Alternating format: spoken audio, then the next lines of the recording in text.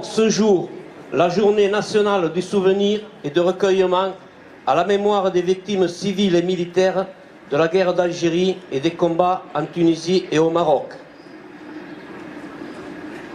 Message de la Fédération nationale des anciens combattants d'Algérie par M. Francis Estella et M. Émile Chabal du comité local de la FNACA et anciens combattants d'Algérie. Message pour le 19 mars 2018. Cessez-le-feu de la guerre d'Algérie après 10 années d'indicibles et meurtriers combats en Afrique du Nord. Plusieurs centaines de milliers de victimes civiles et militaires. En France, toute une génération sacrifiée. La dernière génération du feu. La plupart ont 20 ans. Des lendemains pleins de promesses, une jeunesse foudroyée, désarroi, tristesse infinie pour leurs parents, frappés par le malheur. Délaissés, souvent incompris, voire méprisés, les survivants de ces heures sombres honorent et perdurent la mémoire de leurs frères d'armes. Fidèles aux institutions républicaines en toutes circonstances, ils sont morts pour la France. Leur mémoire porte des valeurs. Elles imposent le respect d'une histoire écrite avec leur sang et un héritage à transmettre.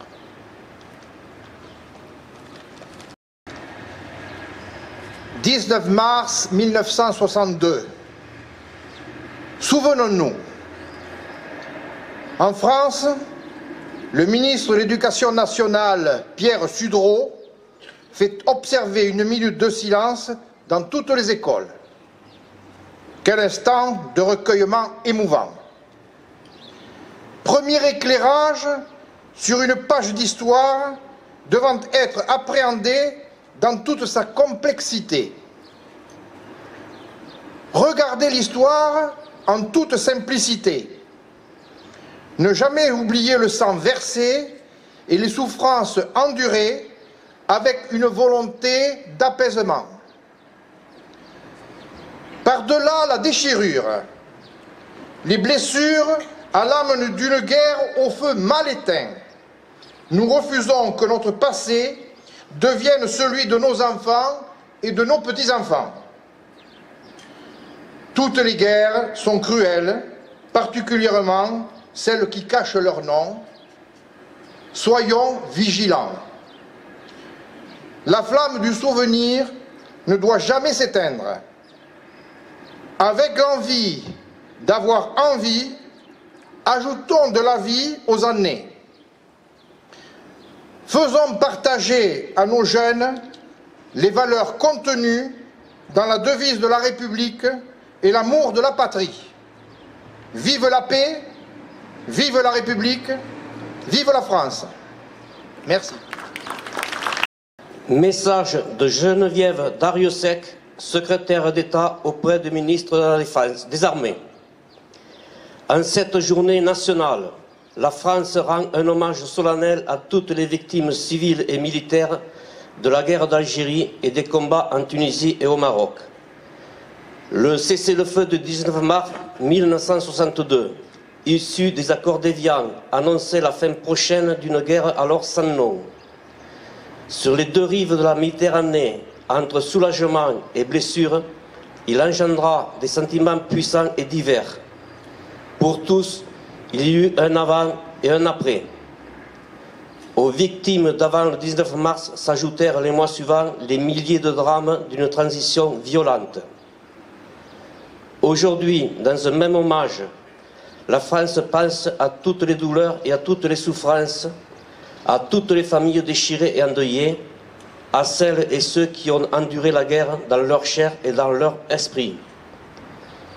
Aujourd'hui, sans distinction, la nation adresse sa reconnaissance et sa solidarité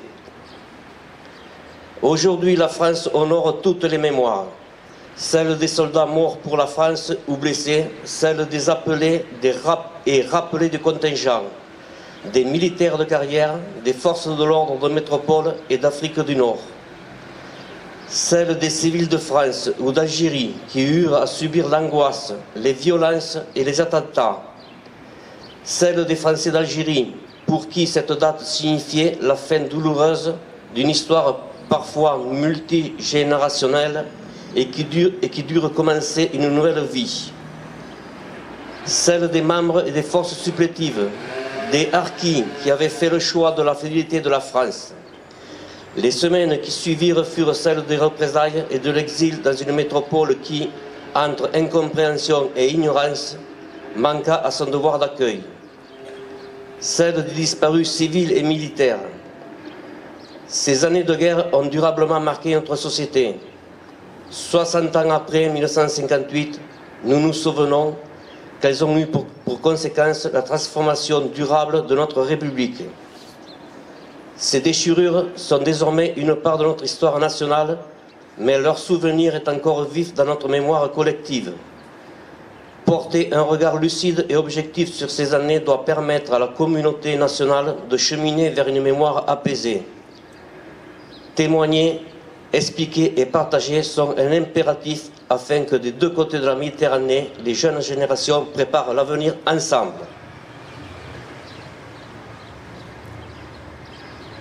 Allocution de M. Jean-Michel Solé, maire de la commune.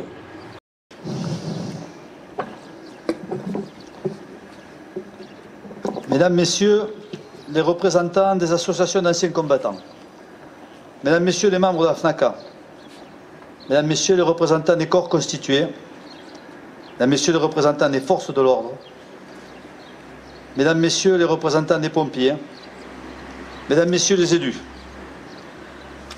lorsque la violence répond à la violence, dans un délire qui s'exaspère, il rend impossible le simple langage de la raison. Alors, l'incompréhension fait place au pire, la guerre civile. Durant 10 ans, les jeunes soldats engagés ou volontaires ont été appelés à servir sur cette terre d'Afrique du Nord. Algérie pour les uns, Tunisie ou Maroc pour les autres. 25 000 militaires victimes de combat, 200 000 civils, victimes aussi de la guerre, de ces tragiques événements, comme on les appelait à l'époque. Appelés du contingent, militaires, engagés, harkis, membres des forces supplétives ont répondu à l'appel de la nation. Ils ont voulu servir la France à un moment douloureux de son histoire. Moment douloureux pour la République, qui a semblé trembler. Moment douloureux d'une guerre qui ne disait pas son nom. Guerre d'indépendance pour les uns, civile pour les autres. Moment douloureux où des populations furent poussées à l'exil, laissant leur vie derrière eux, leurs souvenirs, leur histoire personnelle, et plus que tout ça, leur avenir. Moment douloureux où notre pays se déchira et vacilla sur ses fondamentaux. Les traces et blessures sont encore visibles. Moment douloureux pour les familles qui virent partir des jeunes gens appelés pour de longs mois. Moment tragique pour celles dont les soldats, de jeunes gens, furent tués au combat, au service de la France. Nous sommes ici rassemblés loin de toute polémique dans notre esprit, car lorsque nous honorons les morts pour la France, la polémique n'a pas sa place. Nous sommes ici rassemblés devant ce monument pour nous rappeler que de jeunes soldats furent engagés, rappelés, pour partir pacifiés et furent plongés dans une guerre qui ne voulait pas dire son nom, mais qui en était bien une, bien cruelle.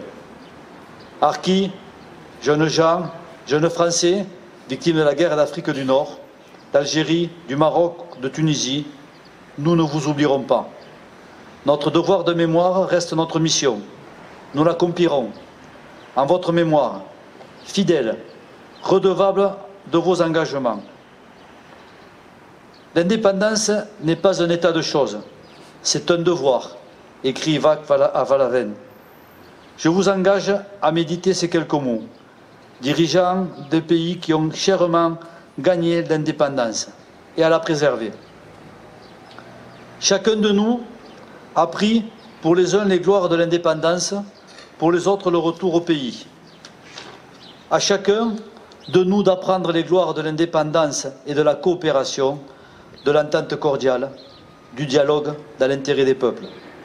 Car cette guerre, toutes ses souffrances, de part et d'autre, toutes nos actions ont été faites au nom du peuple. Ayons la décence de travailler pour lui. C'est aussi notre devoir de mémoire envers toutes les victimes de ces conflits. Vive Bagnous, vive la République, vive la France.